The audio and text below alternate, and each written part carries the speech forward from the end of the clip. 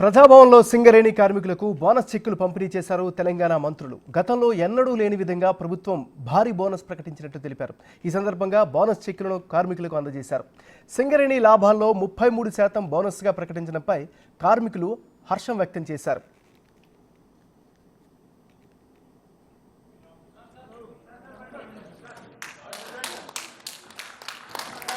దాదాపు అన్ని రోజులు అయినా పనిచేశాడు. చాలా శ్రద్ధగా పనిచేస్తారు. 304 మస్టర్లు ఉన్నాయి 365 రోజుల్లో. సింగరేణిలో వైద్యం, విద్యపై ప్రత్యేక శ్రద్ధ చూపుతామని ఉప ముఖ్యమంత్రి బట్టి విక్రమార్క అన్నారు. సింగరేణి కార్మికుల కోసమే కాకుండా స్థానికులకు కూడా కార్పొరేట్ వైద్యం అందాలని చెప్పారు.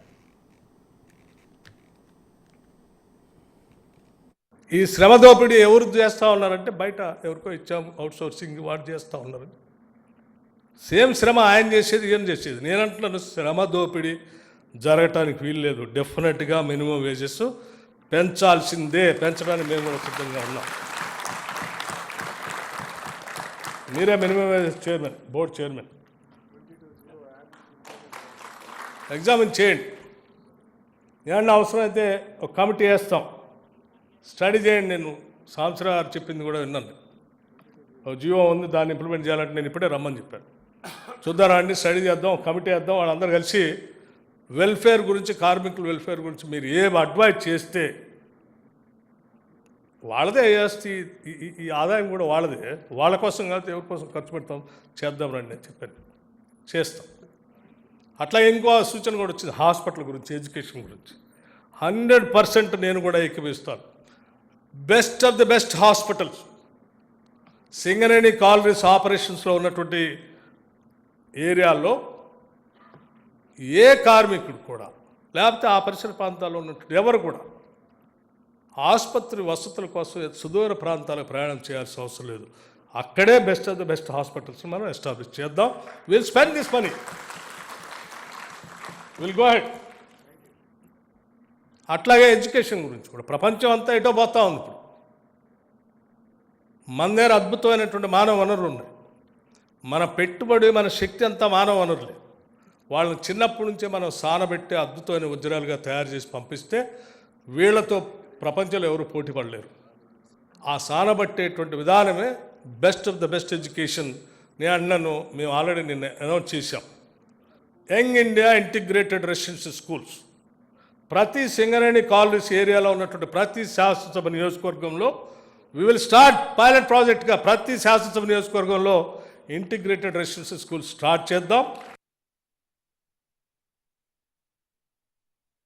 ఈ శ్రమ దోపిడీ ఎవరు చేస్తూ ఉన్నారంటే బయట ఎవరికో.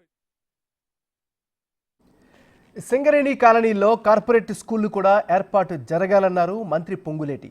సింగరేణి కార్మికుల్లో చాలామంది పేదలు ఉన్నారని, వారిని ఆదుకునేందుకు ప్రభుత్వం అండగా ఉంటుందని తెలిపారు. కార్మికుల సొంతిల్లుపై త్వరలో తీపి కబురు అందిస్తామన్నారు పొంగులేటి. కార్మికేతరులు కూడా మనీ ఇండస్ట్రీస్తో చాలామంది హెల్త్ పరంగా ఇబ్బంది పడుతున్నారు. వాళ్ళను కూడా మనం కాపాడుకోవాల్సిన అవసరం ఉంది. సింగరేణి ఉద్యోగస్తులకు కానీ ఆ ప్రాంత ప్రజలకు కానీ ఏదైనా వైద్య రీత్యా ఇబ్బంది జరిగినప్పుడు కార్పొరేట్ హాస్పిటల్ అంటే ఎమ్మటే అంబులెన్స్లో ఎక్కించి హైదరాబాద్కు షిఫ్ట్ చేస్తున్నాం ఈనాడు. ఇందాక సత్తుపల్లి ఎమ్మెల్యే గారు సోదరిమని చెప్పినట్లు అలా కాకుండా ఎక్కడైతే సింగరేణి ప్రాంతంలో మన మైన్స్ ఉన్నాయో తప్పకుండా, ఇందాక బట్టి గారికి నేను చెవులో చెప్పేది, రిక్వెస్ట్ చేసేది కూడా అదే, ఆ ప్రాంతంలోనే హైదరాబాదులో టాప్ వైద్యం ఏదైతే దొరుకుతుంది అని నమ్మి ఆ ప్రాంతాల నుంచి మనం హైదరాబాద్ షిఫ్ట్ చేస్తున్నామో అలా షిఫ్ట్ చేయకుండా సింగరేణి ప్రాంతాలలోనే ఆ టైపు, ఆ రేంజ్లో కార్పొరేట్ హాస్పిటల్స్ కట్టాల్సిన బాధ్యత నైతికంగా మనందరి మీద ఉంది.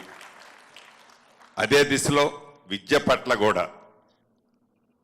పట్ల కూడా హైదరాబాదులో ఉండే టాప్ ఎడ్యుకేషనల్ ఇన్స్టిట్యూషన్స్ ఏవైతే ఉన్నాయో అటన్నిటినీ సమవుజ్జీలో తగ్గకుండా సింగరేణి ప్రాంతంలో కార్మికులతో పాటు ఆ ప్రాంత ప్రజలకు కూడా మనం పూర్తి భరోసా ఇవ్వాల్సిన అవసరం ఉంది.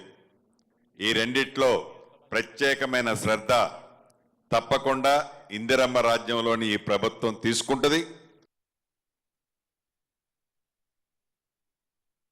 ఈరోజు కార్మిక సంఘాలకు సంబంధించి ఇటు మా ఐఎన్టీసీ కానీ ఏఐటీసీ కానీ మేము ఖచ్చితంగా చెప్తా ఉన్నాం, సింగరేణి కార్మికుడికి కాంట్రాక్ట్ కార్మికుడికి దాంట్లో లాభాల్లో భాగస్వాములను చేయాలని ఆలోచన చేసినప్పుడు వెనకాడకుండా ముఖ్యమంత్రి ఉప ముఖ్యమంత్రి వెంటనే డిక్లేర్ చేయటం జరిగింది అర్ధరాత్రి 1 గంటలో నాకు తెలిసినంతవరకు కాదు. సో ఈ విధమైన ప్రయత్నం చేస్తా ఉన్నాం. ఇంకా రాబోయే కాలంలో రేపు సింగరేణి కార్మికులకు సంబంధించిన సంక్షేమం మా ధ్యేయం. అక్కడ ఉన్న సింగరేణి కాంట్రాక్ట్ కార్మికులే కానీ కార్మికులకు సంబంధించిన పిల్లలకి అధునాతనమైన అంగుళాల్లో క్రీడా ప్రాంగణం ఉండాలి, అధునాతనమైన అంగుళాల్లో వైద్య కళాశాలలు ఉండాలి, హాస్పిటల్ ఉండాలి. అదేవిధంగా ప్రతి నిత్యం కూడా ఆ గనులకు సంబంధించి మరి మొన్ననే డిప్యూటీ సీఎం గారు రామగుండం వచ్చినప్పుడు ప్రకటన చేయటం జరిగింది. కార్మికులకు సంబంధించి వారి క్యాంటీన్స్ ఆ బొగ్గు గనుల పైన ఉన్న అన్నిటిని కూడా ఆధునీకరణ చేస్తామని ఆ విషయం ప్రయత్నంలో వారు చెప్పినట్టు 5 స్టార్ బిర్యానీ చెప్తామని వారు చెప్పారు, కానీ ఒక్క అడుగు ముందుకేలే.